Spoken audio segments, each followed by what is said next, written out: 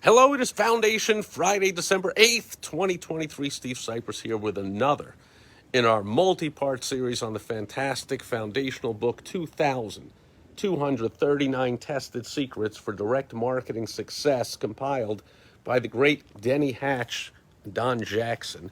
And we're not going through all 2,239 of them, but today we're picking another nugget, this one from Susan McIntyre, recognized as one of the top experts on catalogs in the entire history of the world, selling through catalogs. However, if you think what I'm about to share with you, one of her secrets for direct marketing success applies and pertains only to catalogs, then you're kind of silly because you know me better than that.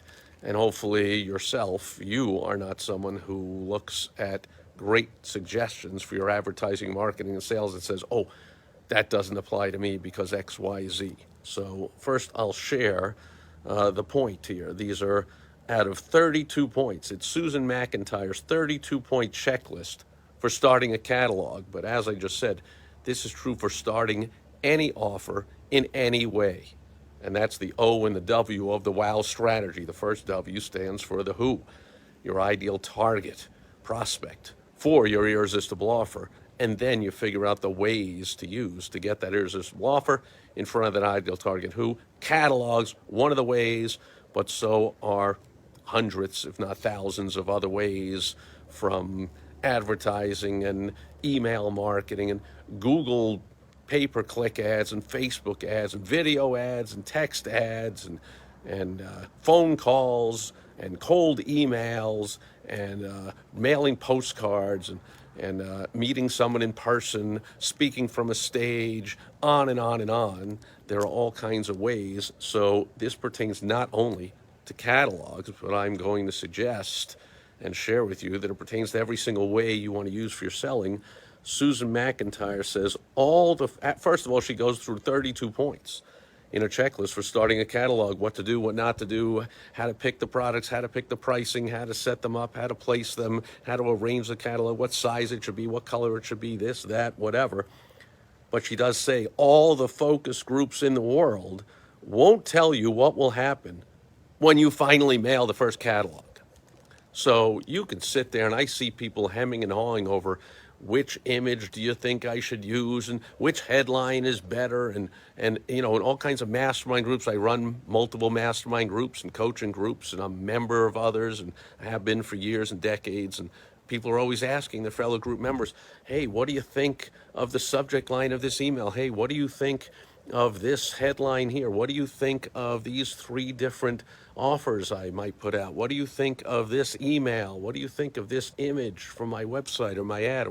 What do you think? And the point is, they're simply asking for opinion of someone who is not their ideal target who. They're asking their fellow marketers and people in the group, and it doesn't matter what we say or what we think. As Susan McIntyre points out, all the focus groups in the world don't matter.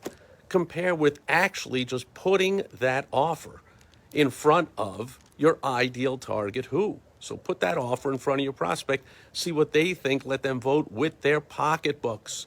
Don't just survey them and say, oh, I've got a whole group or I got an email list of ideal prospects, and let me just ask them, if I came out with this offer, would you buy it? Like, doesn't matter what they say.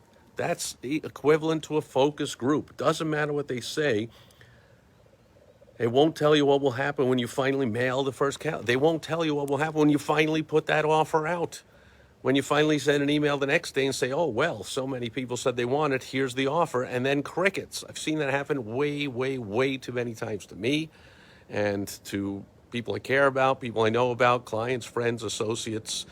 Kind of disappointing. They asked, hey, if I came out with this such and such a product or offer or service or whatever, would you buy it? And they got such a great response that they then went through all the trouble to create the whole thing. And then they said, well, here's exactly what you said you wanted. And then crickets. So it doesn't matter what people say until they say it with their pocketbooks. Just put out the offer. Say, here it is. Do you want it or not?